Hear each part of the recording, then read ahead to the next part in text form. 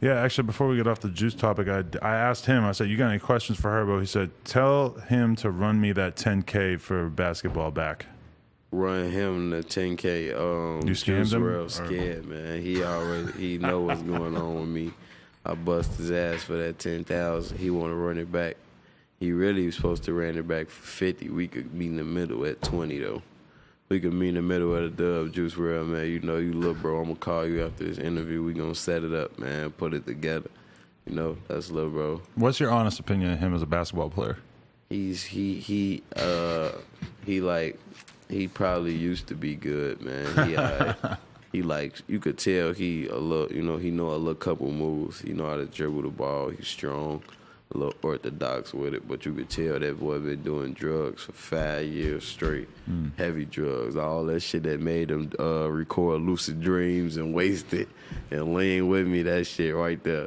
But no, look, he all right though, man. But I used to really play basketball. Like, I took that shit serious. So Juice Wrld know he can't fuck with me. Right. We gonna play for that money. He know he can't fuck with me, man. That's a lucid dream of his. Yeah, that's a lucid dream, Juice Wrld, man.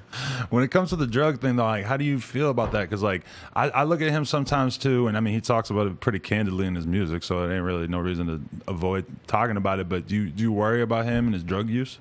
No, man. I don't worry about him. He cool, man. Little bro doing him, man.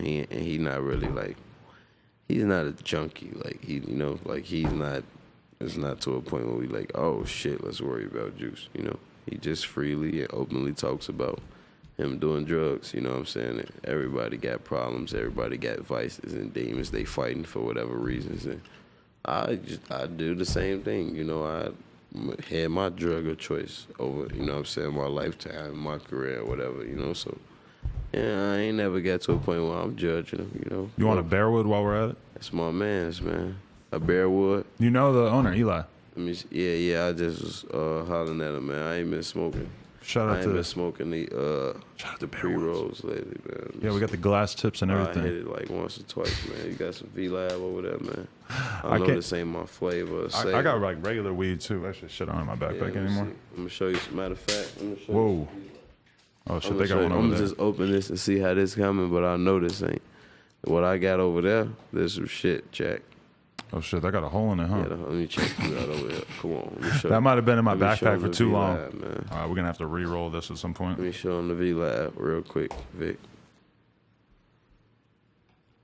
Okay, so now we have the side-by-side comparison. That's V-Lab right there. They're pretty similar in size, but one tapers down a bit more to the glass tip. One's a little bit more thorough across. Yeah.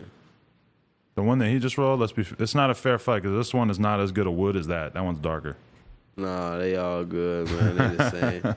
It's a fair fight. Not the blunt itself, but the original wood. This one's like one of the lighter ones that's a little bit more difficult. Some OGs, I'm gonna think of. Oh, damn. Rip that one too.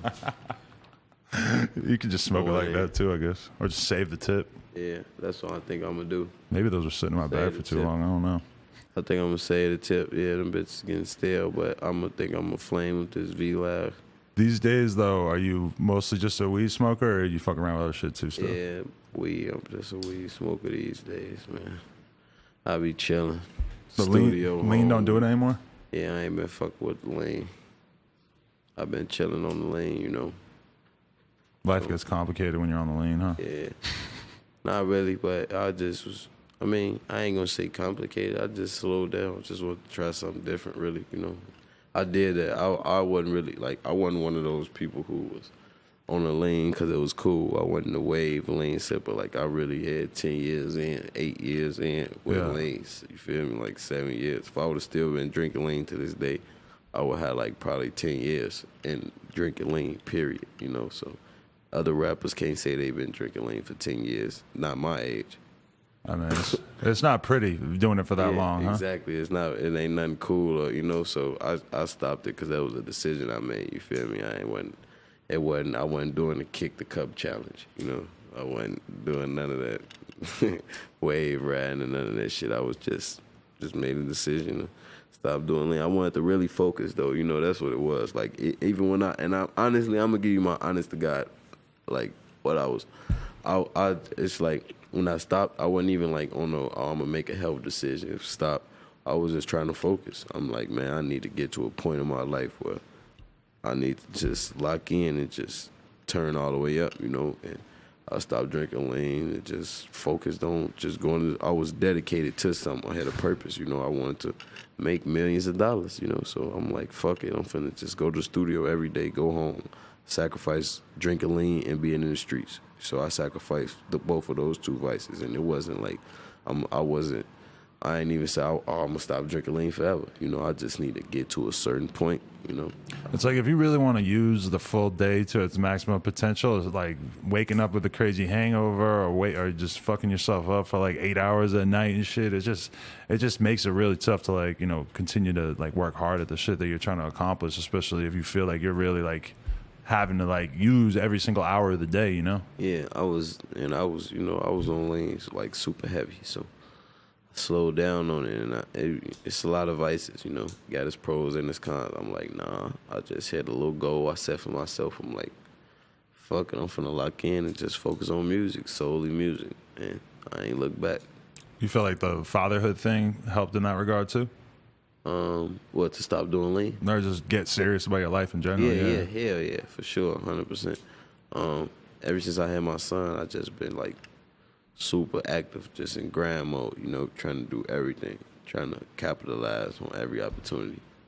Literally, like, studio, home, shows, home, whatever, you know, like, just locked in, or even just being on the road, just in the time that I do spend with my son, whether it's a whole day, a week, you know, a few hours, you know, I'm just gonna make the best of that, you know, and just try to be the best father I could be and try to be the best me I could be, because I feel like ever since I had my son, I gotta work, I gotta grind, gotta get all the money right now, you know, because it may come a point where I just want to chill. I may want to take my family and go cruise for however many months, 6 months, you know.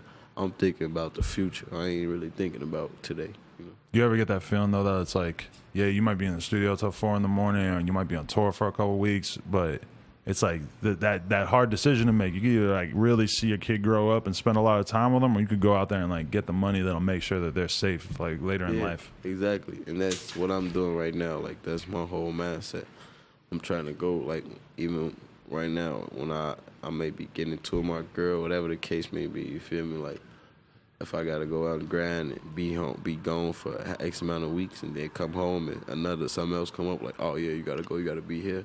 And it makes sense, the best decision for the long-term goal and where I'm trying to get to in life, you know.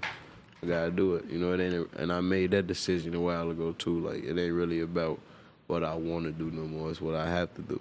This is why I say I want to be in life, and I gotta do this, that, and the third. It's not about what I want to do. I have to do this to get to where I want to be. So either I'm gonna do it or I'm gonna not. That's gonna be the difference in me getting there, because I didn't do this. Yeah, facts. Do you were you as surprised as everybody else when the Who Run It shit blew the fuck up? Hell yeah. Because that was a pretty random freestyle on your part that just became a thing. I definitely didn't think so. You know, it was a random freestyle, random beat. I just was going through beats and I picked that beat up. All right, pull that up, pull that 3-6 beat up. I did, and that shit just blew. And that was really, I feel like that was a sign though, you know, because I wasn't gonna go do that interview. I had hurt my foot earlier, like that week or some shit. And it was fucked up. Like, I didn't even want to put shoes on, walk or nothing, you know. So I didn't even want to go do that interview, and I wound up doing it, and that shit blew up. It was a turning point in my career. So that was another reminder, like, it ain't about what you want to do. It's the little things, you know, the little things that count, and it could be the difference, you know. And that's the message that I got from that, you know. Like, I'm a deep thinker. I be analyzing shit, because I was not going to do that interview, you know. And Bebe just randomly made me freestyle. Shit, it did change my life. I'm not even gonna lie to you. That's just crazy, because I mean, I went back and re-listened to it today, and there's something about how you don't seem like you're trying that hard, but you just slaughter the fucking beat and you rap on it in like a really like different, creative way, and like a totally different way than the way that it was originally rapped on. And I don't know why like people seized upon it so much, but there's a lot of truth to it that is just like, it was just a great freestyle. But I still am like amazed that it just became this thing that everybody wanted to copy. Yeah. I didn't either. I mean, because people were looking at it like, probably, you got people who look at shit differently, you know, like, that was just a random freestyle that went crazy for me, and it was really a turning point. Like, I ain't gonna say a turning point in my career, but it was, because it was like the most stream song I had or the most remix song I did. It just made my shows better. You know, it just made me a lot of money at the time. Just it put a little spotlight on me. You know, that probably wasn't there. So, like I feel like other people probably looked at it like, damn, this freestyle just did this for him. Let me see if it's gonna, you know, turn me up a little bit. So that's probably why it got bigger and bigger. Other people was like, all right, this shit buzzing. I'm gonna do it. Maybe it's gonna just turn me up just cause people gonna look at, oh, yeah, he did a who run it. Listen to his shit real quick, you know. There was other ways for people to capitalize off of it too. Yeah, okay. But other than that one, when you did everything, did you know that was a fucking moment? Like, did you realize? No? Nah. Like, even though I'm gonna kind of take that back though, cause when I recorded that song, something told me, and I didn't record songs like that. You know, I was with Southside. He dropped the beats off, and he had to go record with Future. He like, man, I gotta go fuck with Future at the other studio. So he had just left the beats, and you know, went and slid on Future, and I did this shit, and I was just really, my mood in the studio was, I had, like, cause I be having assignments, you know, Southside would give me assignments too. He'd leave me like 8 beats, and that's it, you know, like, you only gonna do them 8 beats, or you gotta do those all 8 beats, you know, like one or the other, you feel me? He's a different kind of producer, yeah, huh? It'd be shit like that. That's cool, man. He'd be like, huh, man, you do these 8 beats, or do these 4 beats, or, you know, like, he'd leave me, he'd go through 40, 50 beats and only leave me 5 and make me do those 5 beats, you know, like shit like that. So I was done with whatever I had to do, and he had left some other beats. You know, he came in, he was gone, came in, left them little 3 beats or whatever, left back out, and everything was one of the beats. And I just went in playing. I'm like, man, I'm not even finna, because I usually take my music seriously, you feel me? Like, and even when I'm freestyling or whatever off the top, I be overthinking sometimes. My homie be telling me, like, man, just loosen up. You be overthinking, and you could just go in there and really say whatever come to your head. The shit still be sounding hard. So I went in there, but he didn't tell me that. You know, I literally was just thinking, like, man, I'm not even finna put too much effort into this shit. I'm about to just go in the studio and just say whatever. I went in and hit the scene so fresh, so motherfucking clean, you know, like, shit was simple, and the shit came out hard, you feel me?